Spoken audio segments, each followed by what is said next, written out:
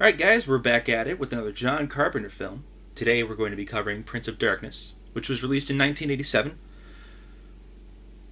Stars Donald Pleasance, Donald Dunn, Victor Wong, people who have appeared in many John Carpenter films before. Donald Dunn and Victor Wong were in Big Trouble in Little China, which released the year before. Donald Pleasance, of course, was in Halloween, as well as Escape from New York.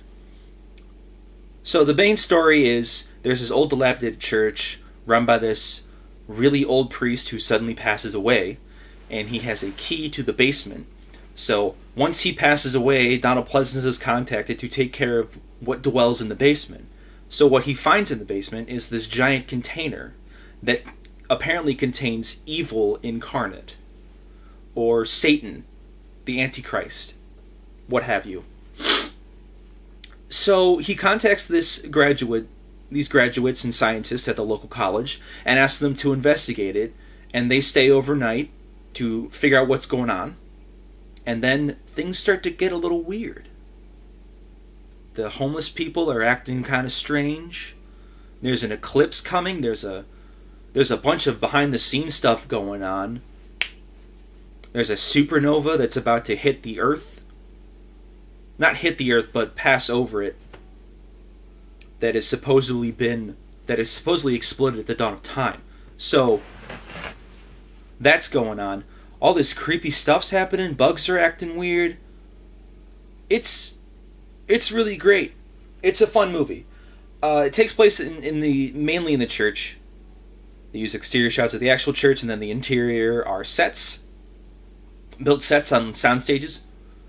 It's a lot of fun. There's a lot of really interesting moments in this. There's a lot of points where Victor Wong is talking to Donald Pleasance. Victor Wong is the scientist, and then Donald Pleasance is the priest. And they talk about science versus religion and stuff like that. There's themes of, like, the anti-god. A lot of really interesting stuff, parallel dimensions and all that.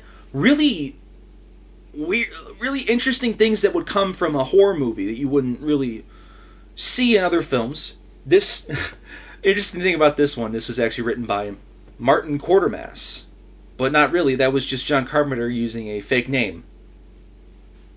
This is also the second in the John Carpenter trilogy, the Apocalypse trilogy. It starts with The Thing, then goes to Prince of Darkness, and then ends with The Mouth of Madness.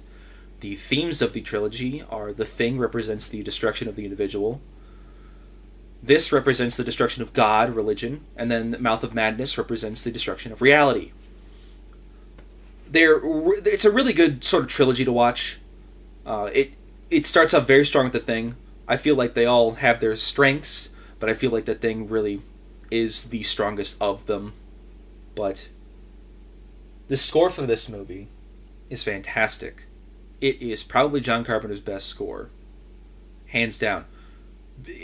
There's just a lot that he does with it. It's really layered. It's a lot of fun to listen to. I definitely recommend checking it out on either YouTube or Spotify or something like that. It's a lot of fun. It's a lot of fun to listen to. Other things about it, it turns into sort of like a zombie movie towards the end, which is fine. I think it's okay. I like it. It's there's a lot of cool, cheaper effects that he does in this that work out really well. There's stuff where, like, they put their hands through mirrors because those are the portals to the other dimension to bring the anti-god through. And I believe he did that with Mercury, and then used fake hands to go through it to get that sort of reflective look. Really interesting stuff.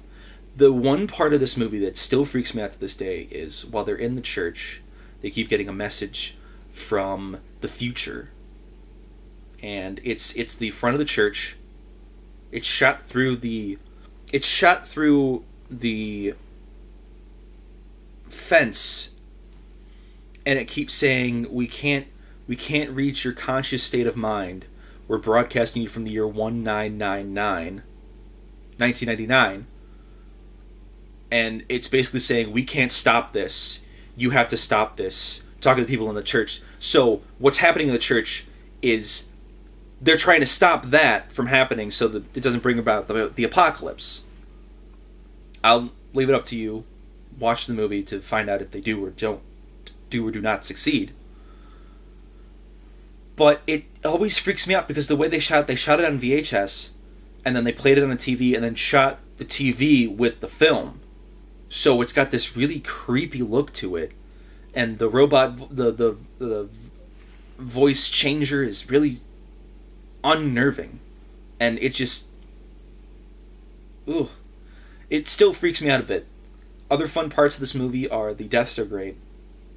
One of my favorites. Spoiler, skip ahead a little bit if you don't want spoiled on it, but one of the guys goes out and he gets stabbed by one of the homeless people in this really great shot where they're holding up the scissors and their arms moving slowly and the backdrop's flying behind them. They achieved that by just like moving the background really fast behind them while they were stationary. He gets stabbed with that, and then he's dead. He's talking up to the people in the church, and he says he's got a message for them, and then he just says, "Pray for death," and he falls apart. It's awesome. It's crazy good. And then there's a lot of fun stuff. Donald Pleasence is a joy in this movie. Donald Pleasence is always a joy in these films. In any John Carpenter film, he really gets into the role and he delivers a great performance. He's great as the president. He's great as Dr. Loomis. He's great as the priest. I love him in these movies. And he apparently loved him too because he kept coming back for him. Anyway, another fun bit about this movie is that Alice Cooper is the leader of the homeless people zombies who end up blocking them in the church so they can release the anti-god. And he is great. He doesn't say anything. He's just kind of menacing. He walks around like all the time. He delivers some great kills. One of his kills was an impalement I believe he used in a show that the producer was in contact with Alice Cooper or his manager. Can't remember which one it is.